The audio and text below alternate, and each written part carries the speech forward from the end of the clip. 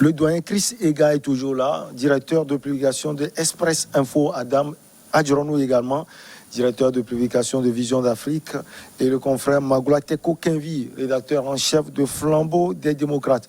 On va maintenant parler de l'Union africaine et de l'Algérie. Alger a lancé une procédure pour rejeter le projet d'intégrer Israël comme membre observateur de l'Union africaine.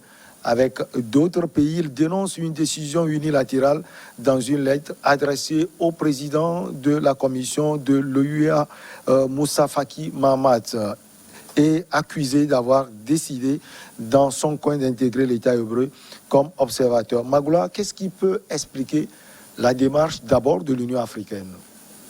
Qu'est-ce qui peut expliquer la démarche de l'Union africaine à vouloir intégrer l'État hébreu? Bon, il faut dire d'abord que l'Israël était déjà membre observateur de l'unité, de l'Organisation de l'Unité africaine, OUA jusqu'en 2002, je crois, oui. Où lorsqu'il s'agit de réformer l'OUA, c'est à partir de ce moment-là que l'Israël a perdu son statut de membre observateur de l'organisation continentale. Et ce qu'il faut retenir, c'est que depuis là, l'État hébreu ne baisse pas les bras. Il a toujours réclamé, n'est-ce pas, sa réintégration parce qu'il estimait qu'il veut aller loin. Il veut aller loin. Il estimait que c'est de son droit d'être aux côtés de l'Afrique. Mais fondamentalement, je crois que c'est un sujet assez sensible. Quand le doyen, on était sur le sujet béninois, il disait que le sujet était sensible. Je dis non, voilà un sujet qui est très sensible parce que c'est de la pure géopolitique. Oui, et ça ne date, le débat, il est vieux, ça ne date pas d'aujourd'hui. C'est un peu la résultante, n'est-ce pas, de la crise israélo-palestinienne qui se joue sur le terrain africain. Et quand on le sait, que depuis fort longtemps, les pays maghrébins sont toujours dans une logique de solidarité avec la Palestine. Et donc, je crois que c'est un peu ce qui se glisse sur le terrain de l'Union africaine, ou du moins le terrain de la vision internationale ou de la politique internationale de l'Union africaine. Mais je crois que ce qui me met personnellement un peu perplexe, c'est que à plusieurs reprises, lorsqu'il s'agit de ce débat dans des conférences internationales, l'Afrique ou les États africains de façon ensemble ont toujours dénoncé, on va dire, la politique répressive qu'a l'Israël vis-à-vis de la Palestine. Maintenant, oui, on nous dit que formellement, un État qui a ce titre ou ce statut de membre observateur n'agit pas fondamentalement sur la politique interne des organisations, mais je pense que vu le contexte actuel où chaque puissance essaie de se tailler une place en Afrique, il faut véritablement prendre au sérieux ce retour-là de l'Union et de l'Israël sur le continent africain. Mais, donc fondamentalement, partant de là, je crois que l'inquiétude exprimée par la Libye et enfin l'Algérie, suivie par la Tunisie, l'Égypte, même l'Afrique du Sud, cette inquiétude-là, elle est un peu fondée. Tout dépend des relations que les États ont avec leurs partenaires. Et quand on prend par exemple le cas de notre pays, le Togo, je suis sûr, même si on ne le dit pas ouvertement, que la position actuelle de l'Algérie et de ces autres pays qui l'accompagnent dans ce débat-là ne va pas plaire trop à Lomé, parce que Lomé aussi est un peu orienté vers l'Israël. Et donc, comme je l'ai dit, les réalités sont là, mais l'autre réalité aussi, c'est les visions que portent les États et leurs dirigeants par rapport à leurs partenaires stratégiques, partenaires au développement. Doyen, maintenant, qu'est-ce qui peut expliquer la démarche d'Alger? Alger, mon ami Kenvi l'a dit, c'est un contentieux historique, religieux, sociétal, etc. Vous savez, ce contentieux-là a existé depuis la création même de l'État d'Israël en 48, en 1948, et depuis, il y a toujours cette tension-là entre les Israéliens, les Juifs et les Arabes. Mais aujourd'hui, ce qu'il faut constater, c'est qu'il y a une forme de décrispation des relations entre l'Israël et les pays arabes. Vous n'êtes pas sans savoir que certains pays ont renoué le contact avec l'Israël, l'Arabie Saoudite, le Qatar, même le Soudan, le Bahreïn, etc. Donc aujourd'hui, il faut qu'on lise ce dossier-là par rapport à cette atmosphère de décrispation qui fait que l'Israël est en train d'avancer ses pions petit à petit dans le monde arabe. Il se fait des alliés dans le monde arabe. Mais si, par le passé, avec l'OUA, Israël était déjà un pays observateur et qu'aujourd'hui, il veut devenir un pays observateur en ce qui concerne l'Union africaine, je crois que c'est cohérent. C'est cohérent parce que, vous savez, l'Israël est très contesté et lorsque un pays africain, par exemple, entretient de bonnes relations avec l'Israël, par voie de conséquence, ces relations se dégradent avec les pays arabes. Et vous en savez quelque chose en tant que Togolais. Si vous en savez quelque chose en tant que Togolais, on ne s'en cache pas. Nous sommes un bon ami d'Israël parce qu'il y a une coopération surtout en matière de développement, en matière de développement avec l'Israël. Et aujourd'hui, c'est le même contentieux qui se joue, ou bien la même tension qui se joue quand l'Israël cherche par exemple à devenir pays observateur. Mais en fait, la question que moi je me pose n'est pas de savoir qui va être pays observateur au niveau de l'Union européenne. C'est que à quoi, en vérité, à quoi ça sert d'être observateur quelque part dans une institution, la politique interne de cette organisation. Voilà. Mais je crois que ce que l'Union africaine vise, c'est ce leadership en matière militaire. C'est-à-dire le savoir-faire militaire. Or, vous savez qu'aujourd'hui, il y a plusieurs foyers de tension en Afrique et l'Afrique aujourd'hui qui diversifie son partenariat. L'Afrique ne veut plus être seulement là sous le joug des puissances comme la France, et la Grande-Bretagne. Voilà, parce qu'aujourd'hui, vous savez que la Russie est entrée en Centrafrique et c'est ce qui a fait reculer, par exemple, les militaires, les dissidents, les rebelles, etc. Mais si on devrait attendre que la France le fasse, on a déjà vu en Centrafrique la France en action, ça n'a rien donné. Aujourd'hui, on diversifie les partenariats. Il faut qu'on il faut qu'on mette les partenaires en concurrence pour choisir le meilleur. Et je crois qu'on ne peut pas refuser ce droit-là à l'Afrique. Donc, si l'Israël veut venir observer, on veut traiter avec l'Israël. Je crois que c'est quand il y a beaucoup de vendeurs de sel au marché, c'est le client qui est content. Pour le doyen, c'est une bonne chose, mais c'est Moussa Faki Mahamat, le Tchadien, qui est doigté aujourd'hui. On a parlé d'une décision unilatérale de sa part.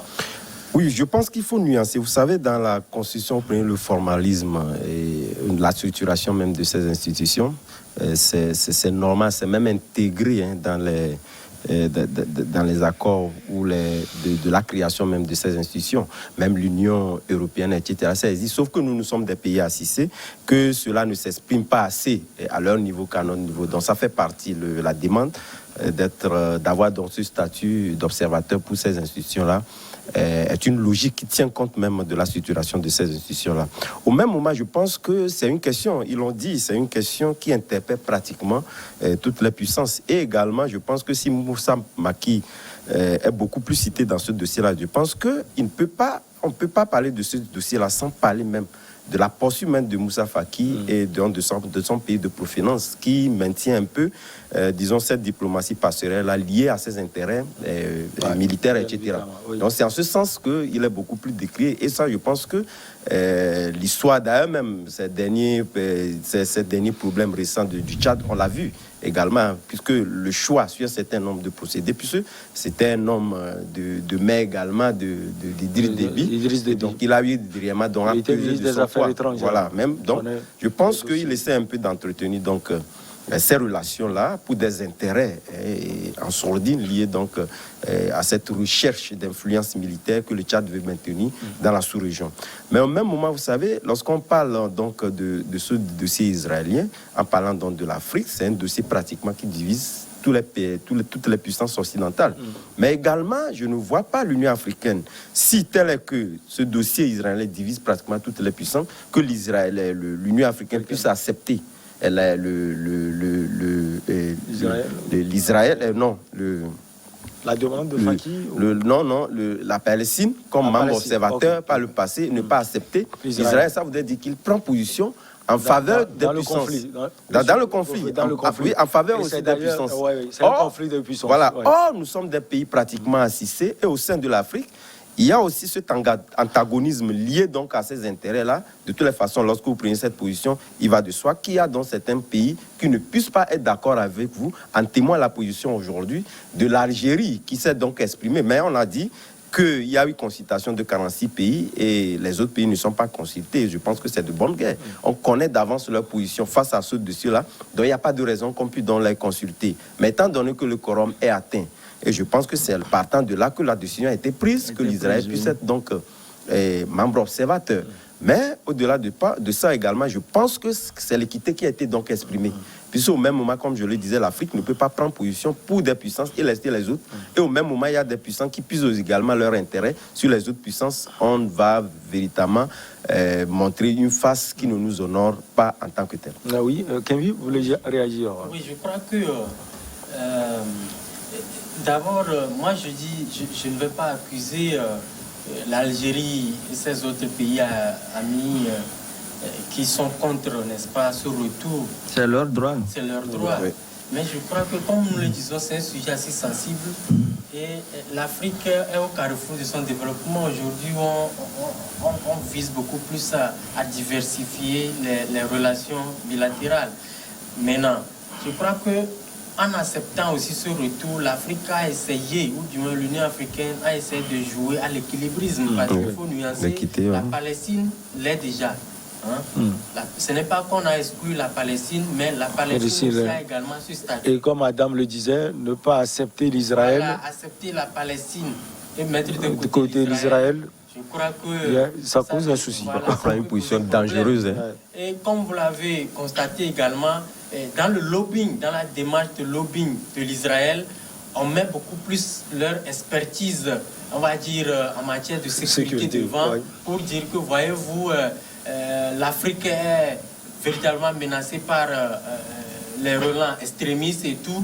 Et donc nous pensons qu'en cheminant avec vous, nous pouvons vous apporter... Même avant de postuler, même il faut motiver. Hein, il faut motiver, je pense que c'est motivation. Je crois que quand l'Afrique, en tant qu'entité, en tant que continent, qui, on le sait, nous n'avons pas assez de moyens pour pouvoir véritablement faire face à ces menaces terroristes-là, quand un partenaire vous dit, voilà, je peux quand même vous apporter de l'aide, bon, je ne crois pas que l'Union africaine peut refuser.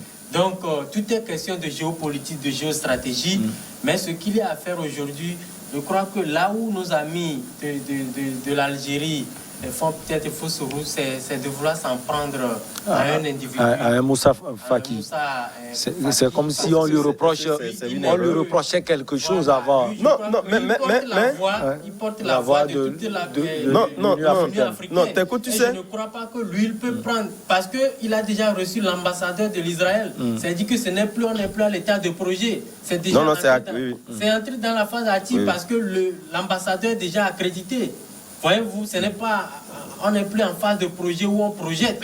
Le monsieur a déjà remis ses lettres de créance au président de la commission de l'Union africaine. Vous permettez. Donc, je voudrais dire que monsieur Mahama ne peut pas prendre le risque sur un sujet assez sensible que celui-ci de prendre une décision sans l'aval des autres chefs d'État. Je pense que comme nous sommes sur un terrain diplomatique, même si il ne peut pas prendre cette décision. C'est un sujet qui divise depuis fort longtemps. Donc, certains chefs d'État ont intérêt peut-être à ne pas s'afficher publiquement, mais en sourdine, je crois qu'ils ont travaillé à ce que la situation soit telle. Et comme il est le président de la commission de l'Union africaine, c'est lui le répondant. Mais on ferait fausse route en voulant s'attaquer. C'est lui qui va prendre les coups. Oui, vous permettez que je nuance, parce que lorsque nous regardons un peu dans le rétroviseur, vous constaterez que qu'est-ce qui fait partie de notre compatriote Edem Kodjo à la tête de l'Union africaine. C'est justement parce qu'il a pris une position que ne partageaient pas beaucoup d'autres pays, mais également il avait ses soutiens dans cette prise de décision-là. Je l'ai dit tantôt, puisque Moussa Faki, en prenant cette décision, il a consulté 46 États, c'était dit dans le dossier. Et ces 46 États-là étaient favorables à cette prise de décision, mais de toutes les façons, c'était le quorum déjà atteint. Mais ça ne peut pas le... Il a joué donc à une diplomatie en sourdine pour faire accepter un certain nombre de pays pour avoir la voix, puisque c'était la voix de la majorité qui compte. Donc de toutes les façons, cette décision ne peut pas ne pas l'engager. Et je l'ai dit, parce que lui-même, il fait déjà un second mandat, il sait que d'ici très peu, il va libérer la terre. Mais au même moment, il devait donc avoir des soutiens qui, même après son départ, qui puisse donc faire en sorte que l'influence qu'il veut donc maintenir au niveau du Tchad soit toujours rayonnante. C'est en ce sens que son marque peut être imprimée dans cette prise de décision. La personne ne peut donc le faire. Donc, en comparant les deux aspects, je pense que Moussa Faki Mahamat ne peut pas donc se soustraire dans cette prise de décision parce qu'il a pesé de tout son poids pour que cela devienne. Doyen, en une minute, quelles conséquences ça peut avoir? Quelles conséquences, je crois que les autres on peut aborder, c'est que conséquences pour l'Israël, c'est que ça c'est un succès diplomatique. C'est un succès diplomatique. Il faut le dire. Maintenant, en ce qui concerne l'Afrique, c'est que ça fait il y a un autre partenaire qui a des sécurité. Voilà, qui a des choses à dire en matière de sécurité, qui en connaît long sur le sujet. Mais il y a une autre conséquence, c'est que maintenant, l'Union africaine peut servir maintenant d'espace de concertation entre la Palestine et l'Israël. C'est ce que les gens, oublient. C'est ce que les gens oublient. Il y a aussi cette passerelle-là qui peut être... Il y a aussi la capacité. Non, mais c'est que c'est-à-dire que les bases sont posées. Les bases sont posées, c'est-à-dire qu'il faut passer par ce partenariat-là pour peut-être envisager de rassembler, de les rassembler. Pour que l'Afrique aussi commence à jouer un rôle en ce qui concerne ce contentieux entre nous. Non, c'est jouable. On peut l'envisager. On va marquer la pause et on revient après.